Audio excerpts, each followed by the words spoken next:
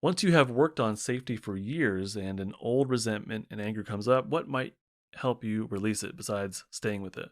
When I work with people who have it's not just feelings, it's not just the feeling. There's a autonomic shift happening within you.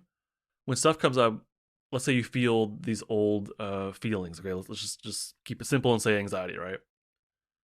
It's not just the feeling. There's also an autonomic shift that's happening, and this is very polyvagal stuff. So when these things come up, it's not just the feeling. There's also this autonomic shift. Your body is preparing to do something. Okay. Even things like right now, I'm safe. I'm in a safety state for the most part, but there is a noticeable level of flight anxiety for me as well that I can feel.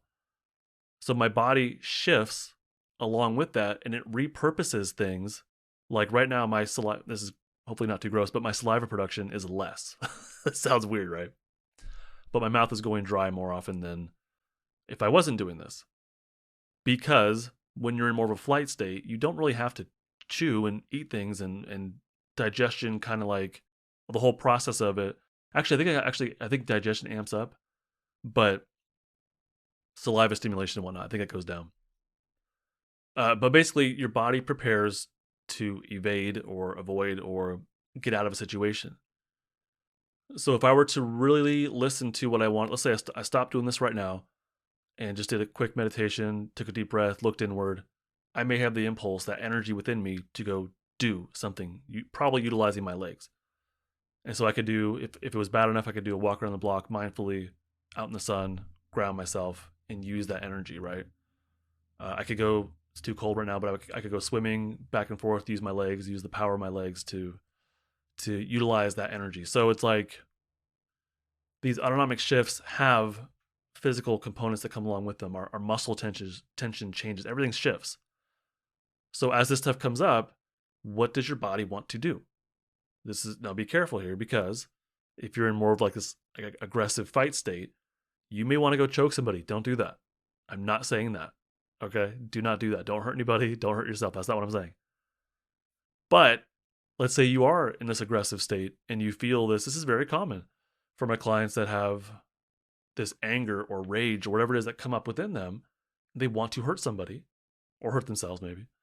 And they might have an impulse to squeeze, okay, or push.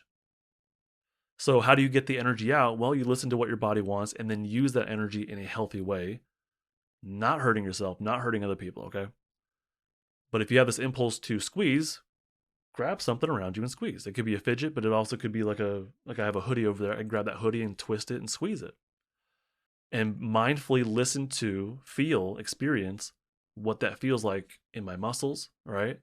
To feel that come out or to be used, to feel my muscles tense and then relax. So that could be a way to utilize that energy to help it come out, ground yourself more in the present moment. But don't do that, I would say, unless you can handle it and mindfully do so. Because if you try to feel that and use that tension, that aggression, and you're not ready for it, that could lead to all sorts of horrible things. So that's not what I'm saying. Don't do that, okay? Anchor yourself in safety enough to be able to mindfully listen to what your body needs and then do it. But not hurting. I have to keep saying this: not hurting yourself or other people. If you feel a lot of anxiety, you may have the impulse to just take a quick walk, and so it's like you can use that energy within you in a pro-social way or a productive way. I will say that. So hopefully that answers that question. Yeah. So how do you release it? Now, I want to add one more thing to this. It says that years and years, old resentment and anger come up. The resentment is, I guess there's an experience of that as well, but feelings, as we anchor more in safety, other things may come up, including sensations, emotions, but also thoughts. So resentment in particular, grudges, blame, all these things, these are thoughts that we have. We have a feeling of maybe anger or aggression, irritability, and then a thought of this person, how dare they, or whatever. And that might be true. That might be well deserved. I'm not saying that. So when these things come up, the thoughts are absolutely important, and we can work with that in therapy. But the sensations and the feelings are, I would say, are in a way more important. They're more directly to the stuck autonomic state. So thoughts follow our state. Story follows state. That's a Debdana concept. Story follows state.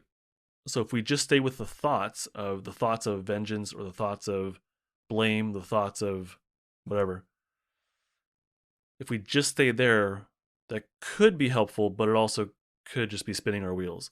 The closer we can get to the stuck defensive state is probably going to be more productive if the person can handle it.